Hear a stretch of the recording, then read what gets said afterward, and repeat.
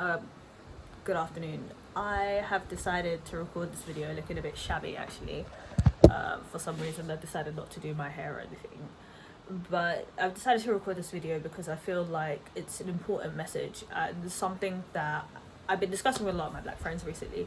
It's something that I need to put out there because I am someone who honestly has been a social justice warrior since, as far as I remember, to be honest with you, before it was even cool. So there's that. But in any case, there's a lot of themes that we need to highlight. So for the recent for the recent events taking place in the States, and actually, as a matter of fact, it's not just the States. I'm just going to put it out there. The UK is just as corrupt. The UK is just as corrupt. And as someone pointed out on Twitter, it's not discreet. People like to say it's just a lot more discreet or it's a lot more covert. It's not true. It's very prevalent in our everyday lives. You've just gotten so used to it that you don't even recognize it anymore, but it's there, I promise. The point that I'd like to drive is that we as a community need to we need to organize. And I think that's something that unfortunately we found ourselves time and time again being very bad at. We need to organize this community and start making collective decisions, and when we make those collective decisions, we need to stand by those decisions.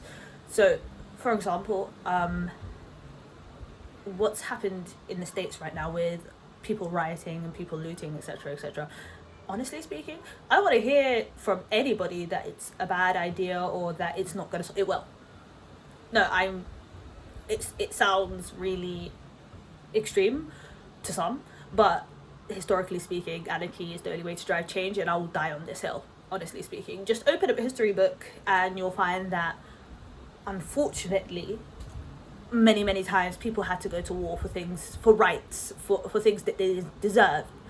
And unfortunately people also start wars in the name of selfishness and corruption and greed, but that's another story. That's a video for another day.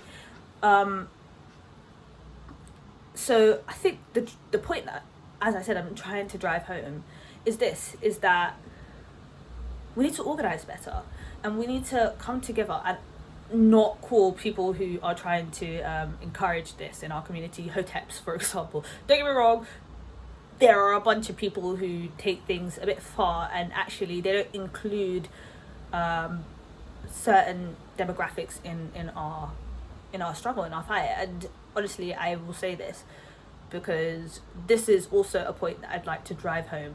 If you are anti-LGBT, if you are transphobic, if you are Islamophobic, if you are any of those things, then you are not pro-black, because to be pro-black or to be pro anything, you need to be pro everyone. It can't just be liberating certain parts of the demographic, because unfortunately that's what we saw with the feminist movement, is that we as black women came through for the feminist movement, and unfortunately historically white women betrayed us. They liberated themselves and we were the last to be able to vote in many countries. And anyway, that's again another topic of conversation. But we as a community need to not exclude any part of us, because there's power in numbers. That's the truth, there's power in numbers. So we need to make sure that we all come together in the face of this. And that's not to say that we are not allowed to be diverse within ourselves. Of course we are. Of course you are allowed to have your own culture and be proud of that culture, and you are allowed to express that culture however you'd like, and you're allowed to obviously have your own faith or no faith at all, whatever. You should be able to express those things, but those things should not drive hate in you and make you separate yourself from a specific demographic. We can live together in unity. It's been done before and it happens in many countries.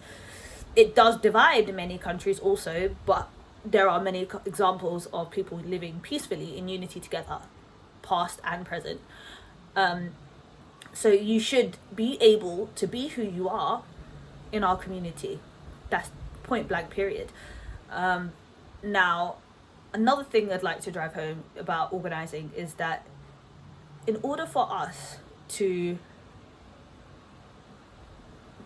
obtain some sort of respect and power in this world, and I hate that status is directly linked to money, because to me personally, I hate money loving people, I hate money hungry people, I hate all these things, but I think it's important that we grow our economic wealth as a community. And the only way we could do that is by consistently, not just once or twice, oh, my mate started a business, let me just throw some money there, or oh, this person's selling cakes, I'm just going to spend a little. Consistently investing in black businesses. That means you see that hair shop owned by whoever. I'm not gonna start pointing out certain demographics, because again, it's a bit contrived and I'm not gonna do that. But even Amazon, yeah, you see your Amazon regular subscription purchase, whatever that you get your hair products from, there are black businesses that sell those very things. Yes, they might be a little bit more expensive, marginally more expensive, but at this point, because they're a smaller business, they have higher overheads, etc., etc., they have to make things more expensive. You, as a consumer, have to be willing to part with a little bit more money in order for those businesses to thrive. Okay?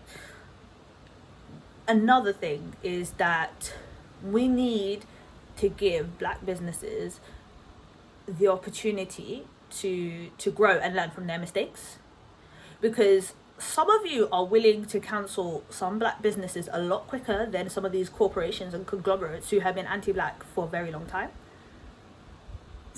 The biggest example is this whole Gucci situation with the riots. People are out here defending Gucci. Excuse me.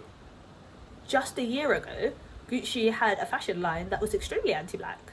And the fact that we as a black community have seen that and not boycotted it is ridiculous. It's beyond ridiculous, to be honest with you. It's beyond ridiculous. If you've already bought Gucci items of clothing and you had it before that incident occurred, fair enough. You know what? I'm not going to tell you to throw away your things. I know those things are expensive. I get it. But hear me out, right? You've seen that's occurred in front of you. Why are you still purchasing Gucci items? And it's not like it's an essential. There are some necessities that I understand, all right? For example, sometimes Unilever do things a bit shadily. I get fast-moving consumer goods. A lot of us need them in our daily lives. It's very hard for us to boycott them. Gucci is not an essential. It's just not. So it is definitely beyond me that you can't boycott it. There's so many other designers, to be honest. That being said, even some of the black designers, some of them, not all of them, yeah, it's a bit shaky.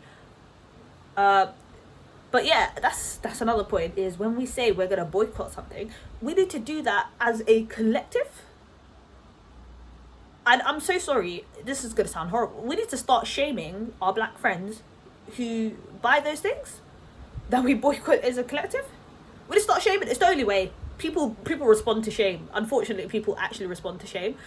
And Twitter is the biggest indicator of this, because anytime someone piles on to someone, tweets get deleted, people retract statements, people give us notes, apologies, etc., etc. Enough pressure, people will cave. That's the truth. So as much as I don't believe in pylons and bullying or whatever, sometimes some of us, we need to shame our friends for things that they do that do not support the movement 100%. Also, within our community, we need to acknowledge wrongdoings and try and undo them. Not just wrongdoings, but even like sentiments that we have within ourselves. We need to acknowledge those things, and we need to begin to sort of undo that mentality and unlearn those things. And the first step is acknowledgement. You have to acknowledge that it's a problem within your life. And I've seen time and time again, there is this crazy amount of denial about specific things, it's not going to work. It's not going to work. You have to be willing, not to the world, to yourself, to admit that there is an issue, there's an underlying issue that you need to fix. Right. Thank you for coming. That is my message. I'm so sorry that it was this long. But yeah, the point that I'm trying to really drill here is we need to learn how to organize. We need to learn how to organize as a unit and not stray and just, I don't know. But yeah, thank you for coming.